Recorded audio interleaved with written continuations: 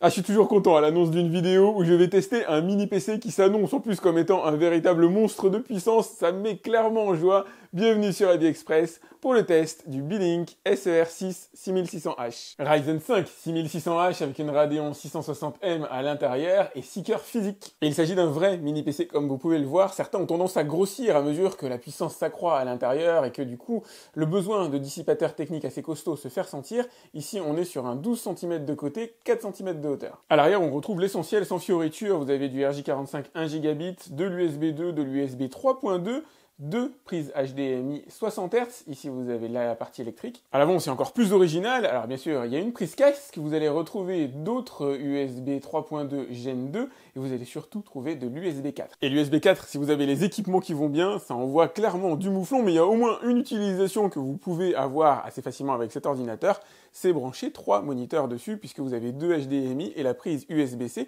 qui vous permettra de brancher un écran via ce port. Petite digression par le design, j'apprécie énormément la petite couche de texture ici façon tissu qui a été mis sur le dessus qui permettra de limiter la prise de poussière, en tout cas la visibilité de la poussière. Là on va aller faire un petit tour à l'intérieur. Ah, j'aurais aimé avoir plus de choses à vous montrer. En premier lieu vous avez un SATA 3 disponible ici pour venir mettre un disque, vous avez là le ventilateur, donc on est sur du refroidissement actif.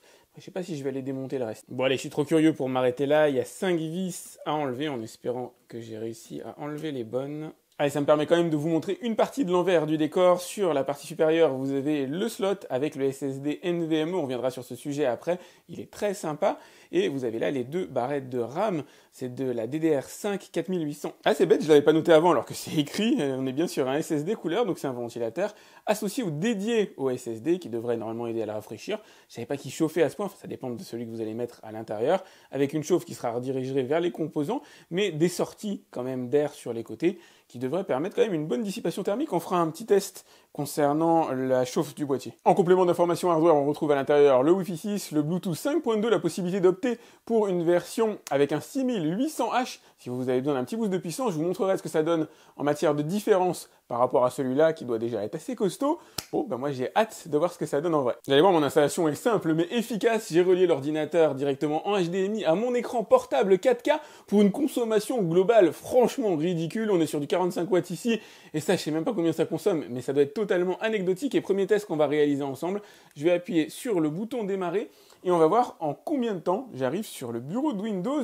Alors l'écran met un peu de temps à s'allumer, mais l'ordinateur lui est bien en train de se précharger. Et ben voilà, j'ai mis, allez, 9 secondes. J'aurais dû mettre mon doigt à ce niveau-là. Il m'a fallu à peu près 9 secondes pour arriver sur le bureau de Windows. Il démarre comme une balle. Windows 11, comme vous pouvez le voir, ça c'est l'évidence. Activé. Enfin, normalement, je suis pas allé vérifier, mais je vais mettre, voilà, paramètres d'activation et on va aller voir, état d'activation, actif, nickel. On va réaliser une série de tests ensemble en commençant par la vidéo. Déjà, je voulais vous montrer ces graphiques-là qui indiquent l'utilisation du processeur là en temps réel. Il est utilisé à 1%. Alors, il n'y a rien qui tourne en toile de fond, mais c'est bien. Au moins, ça montre réellement que il a son niveau minimum. Idem pour le GPU, utilisé à 1%. Je vais lancer Chrome. On va se faire un petit démarrage de YouTube comme ça pour le plaisir et lancer des vidéos et essayer, je ne vais pas dire de le pousser dans ses retranchements, mais comme ça pour le plaisir. Voilà, je vais lancer 6 vidéos en même temps. On va essayer de les faire tourner, je vais enlever le son.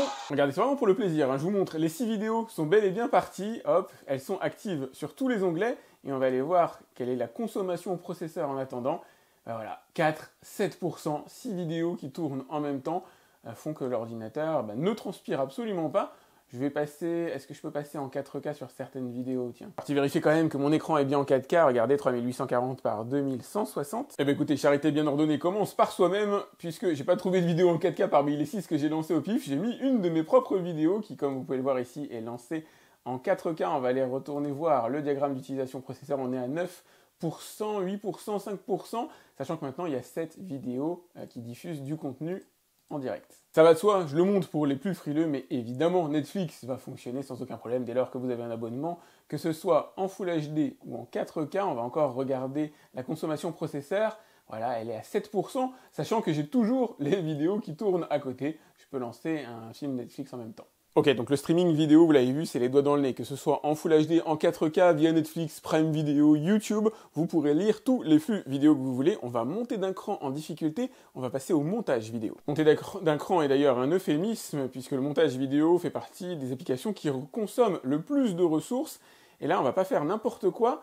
on va passer directement sur de la 5,6K avec ma caméra à 360 degrés qui du coup va nécessiter d'avoir des ordinateurs quand même assez puissants pour pouvoir faire tourner ce genre de programme de manière fluide, avoir des SSD performants aussi, et regardez, c'est absolument nickel. Alors le jeu se joue aussi à la compression, mais à la lecture, moi mon ordinateur 8ème gen de chez Intel et n'est pas en mesure, avec un SSD équivalent à celui-là, n'est pas en mesure de faire tourner ça de manière fluide. C'est saccadé, alors que sur cet ordinateur-là, c'est impeccablement fluide. Là, vous avez une petite session dans les bois sur les hauteurs d'Arcachon, avec la mer juste là, assez sympa. Logiciel et caméra, alors que je vous recommande, si jamais vous êtes sur ma chaîne, la caméra est en test en ce moment, alors j'en ai plein, c'est des caméras comme vous avez ici à l'écran, Insta360. La X3, c'est la dernière que j'ai testée, c'est franchement top. Vous allez donc pouvoir réaliser du montage vidéo en 4K, quasiment les doigts dans le nez, avec Adobe Premiere, Insta360, ce que vous voulez comme logiciel de montage. Là où il va y avoir débat, ça va être sur la productivité au niveau de la compression. Évidemment, plus votre ordinateur est puissant, en règle générale, plus il est cher et plus vous aurez une compression rapide. La compression étant l'étape ultime d'une vidéo, c'est pas forcément fondamental, je trouve. L'important, c'est surtout d'être à l'aise dans l'application que vous allez utiliser. Et les applications sont capables de solliciter non seulement le CPU à l'intérieur de l'ordinateur, mais aussi la carte graphique, comme je vais vous montrer. Parce que le vrai cœur de l'action est là. Lorsque vous cliquez sur enregistrer votre vidéo, vous sélectionnez les paramètres. Je vais la mettre en 4K, tant qu'à faire, au niveau de l'enregistrement. Je vais le lancer.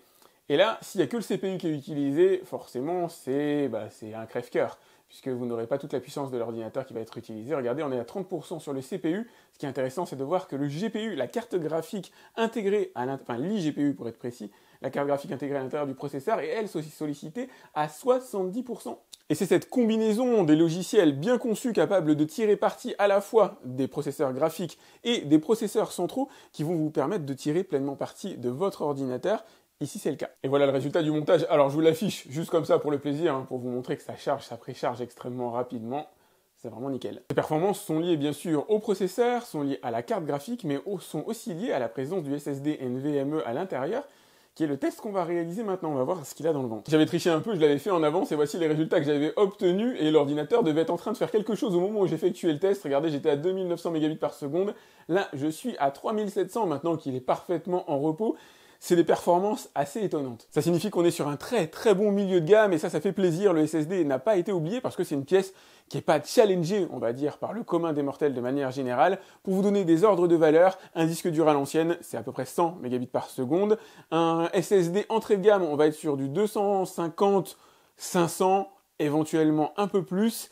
Un milieu de gamme, je dirais qu'on est entre 2000 et 4000, les hauts de gamme pouvant flirter avec du 8000. J'ai bien fait de refaire le test, regardez en écriture ce que ça donne. Ce qui change tout, c'est la combinaison des différents éléments, la manière. En gros, il sert strictement à rien d'avoir un super processeur si derrière vous avez un disque dur tout pourri. Il ne sert à rien d'avoir une grosse carte graphique si votre processeur ne tient pas la charge. Et là, vous allez avoir une combinaison de plein d'éléments qui va vous permettre de lancer, alors Windows en moins de 10 secondes, de lancer les applications réellement comme des balles, comme vous pouvez le voir.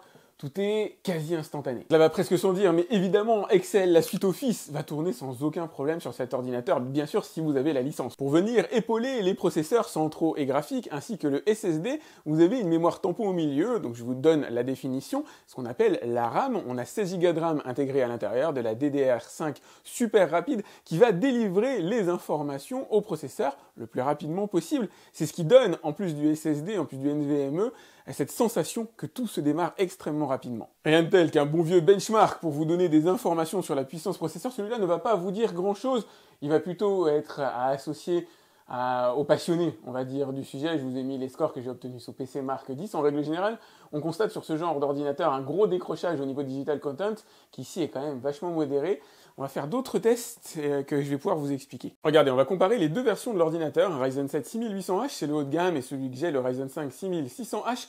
150 € séparent ces deux ordinateurs. Il va être assez intéressant de voir finalement ce que vous allez obtenir pour ces 150 € de plus. 8 cœurs, ça va pas parler à tout le monde, 16 threads contre 12, et on va aller voir vraiment au niveau performance ce que ça donne. Donc il y a des benchmarks qui ont été réalisés.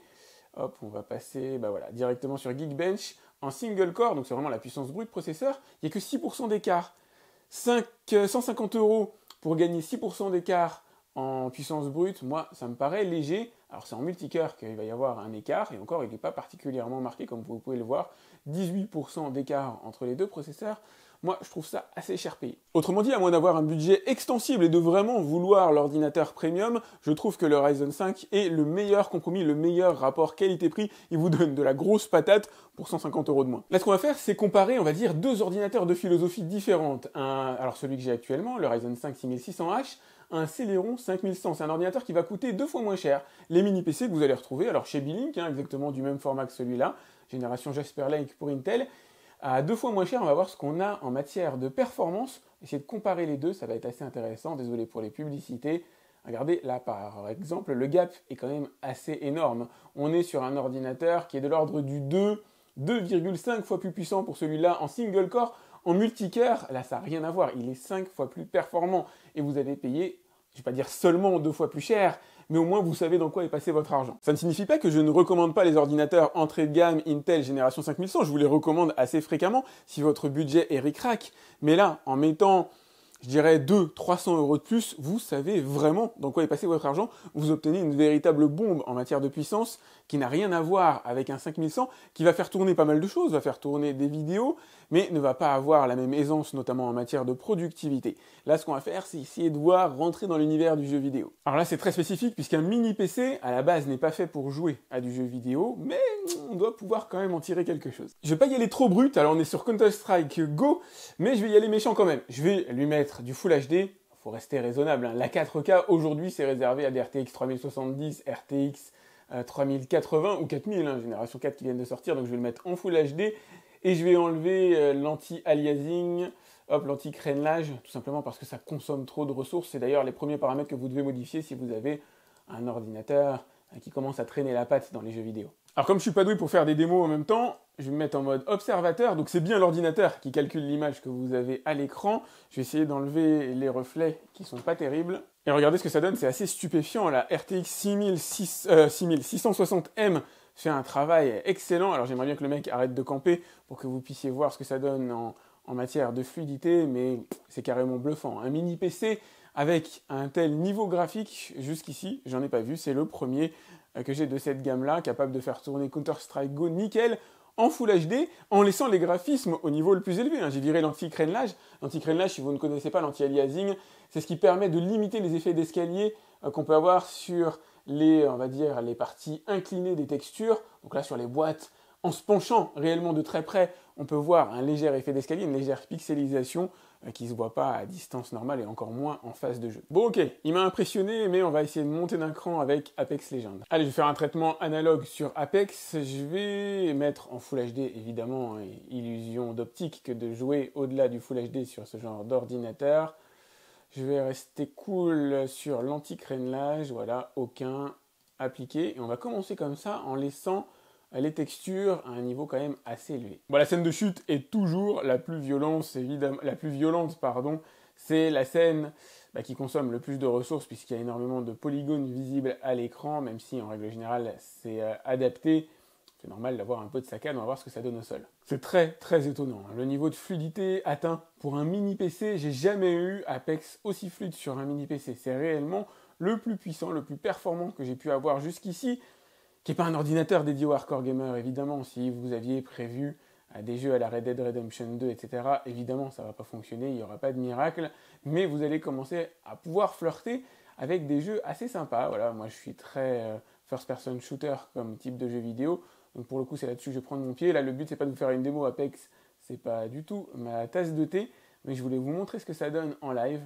Vous pouvez le voir par vous-même. Alors il y aura peut-être une baisse de FPS pendant les phases de combat. Encore une fois, on n'est pas idéal, c'est pas un ordinateur de hardcore gamer évidemment, hein. On ne peut pas remplacer une carte graphique qui à elle toute seule va coûter 2 fois plus cher que l'ordinateur par ce type de PC. Mais bon, ça vous montre quand même qu'il y a de la ressource. Il y a sacrément de la ressource dans ce genre d'ordinateur. C'est très bluffant. Ajoutez à cela une gestion parfaite du cloud gaming, y compris en 4K, vous avez un ordinateur pour jouer aux jeux vidéo. Mais pour tout ce qui sera physiquement installé sur l'ordinateur en lui-même, il faut rester modeste. On est sur des jeux relativement peu gourmands. Un mini PC n'est pas du tout fait pour ça. Faut pas oublier que ça fait chauffer la bête aussi. Alors je vais vous faire écouter ce que donne le bruit du ventilateur. C'est audible, mais encore relativement modéré. Mais audible quand même, mais placé derrière un écran, ça doit déjà être plus sympa. On va regarder comment la chauffe est gérée. Alors là, je vais lancer un benchmark pour la partie CPU. On va aller voir au niveau des températures. Alors j'étais en train de jouer aux jeux vidéo, donc forcément la température minimale elle est relativement élevée, j'étais autour de 50 degrés, à mon avis elle doit être beaucoup plus basse en temps normal. Et là l'ordinateur est en train de monter progressivement en température, pour l'instant autour de 70 degrés, ce qui reste globalement assez raisonnable. Je vais le faire monter un peu plus. Et ben voilà, regardez, j'obtiens une température max autour de 80 degrés, ce qui est franchement très raisonnable. Et en minimum, pour l'instant, je ne l'ai pas laissé se refroidir, mais à mon avis, on doit être autour d'une quarantaine de degrés et le ventilateur devient totalement inaudible à l'intérieur. Il y a un autre domaine qui m'a bluffé, comme quoi rien n'a été laissé au hasard dans cet ordinateur, c'est la connectivité Wi-Fi. J'avais jamais obtenu un débit aussi élevé. Tenez, regardez, on va se lancer via Steam le téléchargement de Call of Duty Modern Warfare 2. Évidemment, je ne vais pas y jouer, hein, le jeu n'a aucune chance de tourner dessus. C'est juste pour la partie de débit que ça m'intéresse. Et regardez, c'est absolument monstrueux, j'ai dû être débridé au niveau de la fibre. D'habitude, j'ai la fibre qui envoie du 60 mégaoctets par seconde. Avec cet ordinateur-là, c'est la première fois que je fais le test, enfin, pas pour cet ordinateur-là, mais c'est la première fois que je refais le test depuis sûrement que j'ai eu un débridage. Je suis à 108 mégaoctets avec des pointes à 110 mégaoctets par seconde. C'est un véritable délire cet ordinateur. Oh, je suis presque traumatisé. Mon ordinateur perso, qui a pourtant une carte Wi-Fi 6E Intel à l'intérieur, là on est sur du Wi-Fi 6 pour la partie B-Link que je suis en train de tester, monte à 80 mégaoctets par seconde, à se demander ce qui se passe. J'ai changé de jeu histoire de voir si je pouvais aller un peu plus vite. J'ai mis Apex Legends, des fois que ce soit pas exactement les mêmes serveurs. Je suis à 84 mégaoctets par seconde, j'étais à 110 avec l'ordinateur de chez B-Link. L'idée n'est pas de tirer des conclusions à l'emporte-pièce sur le B-Link CR6, mais d'un point de vue purement objectif, l'ordinateur gère extrêmement bien le réseau Wi-Fi, c'est même le moins qu'on puisse dire. Il tire pleine capacité de mon réseau actuel. Ça fait plaisir, par contre ça m'inquiète un peu pour mon ordinateur perso. Je sais bien que vous attendez de moi que je vous dise « Ouais, ça c'est bien, ça c'est pas bien, ça aurait pu être amélioré ». Mais c'est ça le bullshit, l'ordinateur est top, il est juste top. Il est top de bout en bout. Il est petit, il évacue bien la chaleur, il transpire pas trop, même lorsqu'on l'utilise à fond, fait un poil de bruit, mais ça reste anecdotique. Aucun ordinateur n'est silencieux dans ce genre de domaine, avec ce genre de puissance. Il est ultra puissant, il a véritablement un bon SSD à l'intérieur, il a de la bonne RAM à l'intérieur. Il peut tout faire, sauf bien sûr du jeu vidéo récent. Voilà, si on devait le tacler, je dirais que le jeu vidéo récent, il n'y a pas de carte graphique dédiée. C'est un ordinateur, un mini-ordinateur qui fait 12 cm. Évidemment qu'il n'y a pas de carte graphique dédiée. Une carte graphique dédiée, ça fait déjà 4 fois la taille de cet ordinateur-là. Il n'y a pas de miracle à ce niveau-là. Mais voilà, c'est top. Même en matière de prix, il est génial. Allez faire un tour, je vous ai mis le lien pour aller voir combien il coûte directement dans la description de cette vidéo. Ouais, la messe est dite, il est génial de bout en bout. Ce serait littéralement un euphémisme que de vous dire que je vous recommande cet ordinateur en matière de rapport qualité-prix, en matière de performance dans l'univers des mini-PC. En fait, il a absolument tout pour lui. N'hésitez pas à me laisser un message d'ailleurs, hein, si vous êtes habitué à tester, si vous avez des mini-PC, pour me dire ce que vous en avez pensé. C'est un monstre, c'est une balle cet ordinateur. Et même en matière de tarifs, hein, vous avez le lien dans la description, regardez combien il coûte tout simplement. Vous aurez vite compris à quoi vous avez affaire. Et mon enthousiasme à tester cet ordinateur-là en particulier, j'avoue que B-Link se démerde bien. De manière générale, il se démerde très très bien. C'est pour ça que je les suis depuis pas mal d'années et ça continue, donc c'est cool, ça fait plaisir tant qu'à faire. Pensez à liker cette vidéo, c'est important pour moi, à vous abonner à ma chaîne si c'est pas déjà fait, partagez-la aussi si vous connaissez quelqu'un qui a besoin d'un ordinateur en ce moment, ça peut toujours être utile, être intéressant. Et moi je vous dis à très vite pour un autre test sur AliExpress. Salut!